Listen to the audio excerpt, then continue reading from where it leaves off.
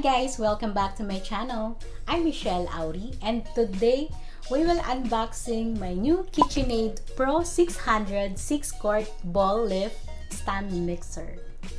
So I decided na bumili nitong stand mixer na to kasi nakita nyo naman sa mga previous vlog ko na I love baking.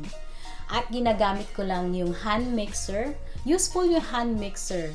Pero, pagdating sa mga malakihang baking, katulad ng cakes, mga ganun, kailangan talaga natin ng stand mixer.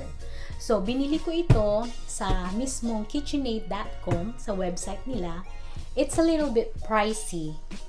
Pero, guys, it's worth it. Kasi, nagbasa ako dun sa website nila, yung mga taong bumili nito, tumagal ng 10 years sa kanila, and they're still using it. I think this brand is heavy duty. Kaya, ito ang pinili ko. So, umpisahan na nating buksan ito. So, guys, dalawang klase ang stand mixer nila. Yung isa, tilt head. Yung pangalawa is ball lift, which is I choose.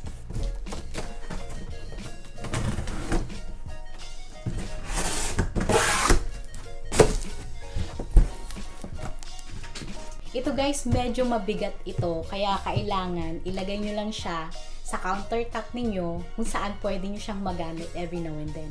Hindi nyo siya pwedeng ilagay sa cabinet and then after that, gagamitin nyo. Napakabigat nito guys.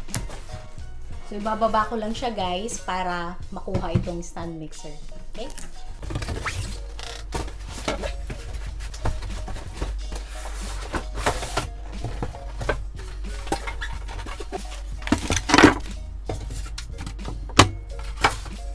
So, heto na siya guys. I choose silver color. They have different colors and their website na pwede mong pagpilian. They have red, blue, white, black, even pink. Meron sila. Depende kung ano ang gusto mo. But I choose silver para sa kitchen namin. So, it comes with the dough hook, the beater, the manual, and I think this one is warranty. You need to register first. Yeah. You need to register first in their website to get the warranty. So I'm gonna set this aside. So as you can see guys, the bowl is already attached to the stand mixer. Kung gusto mo siyang ibaba, ganito mo lang. At itataas mo siya kung gagamitin mo. At pati rin yung wire whisk, naka-attach na rin siya. Kung gusto mo siyang tanggalin, so down muna siya natin ganyan. Using ko lang to.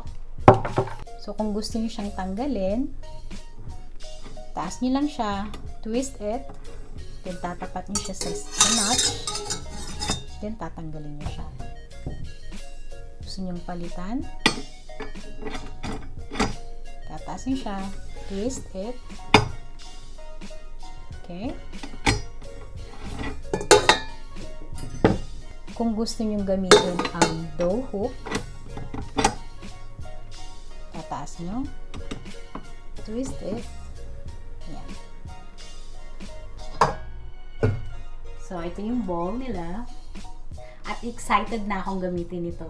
So, kung gusto mong ibalik ito, tapat mo lang siya dito. Yan. Para i-secure siya. Yan. So, secure na siya. Pag gagamitin mo na, depende kung anong gagamitin mo. Itong dough hook, wire whisk, o itong beater.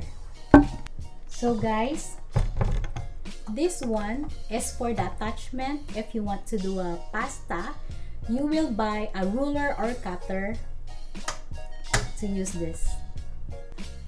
In here, you can see this is the dial for the speed. It has 10 speed, so it depends what you're gonna use.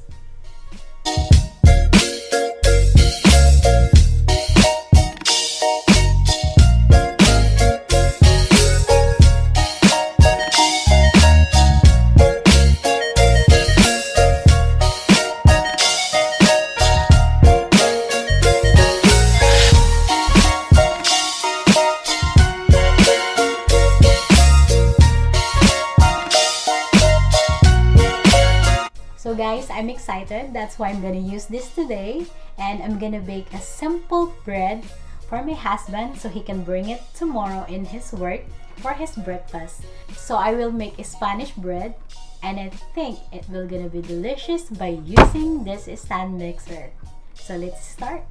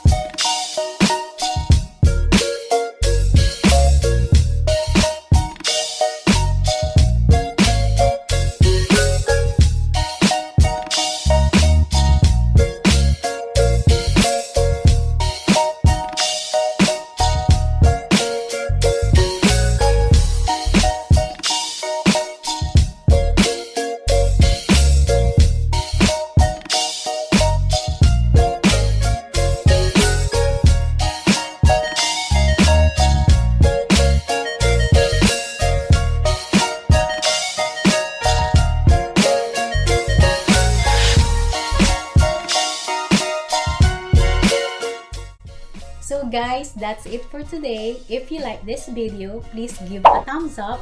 And if you have any comments and suggestions, please type that in below.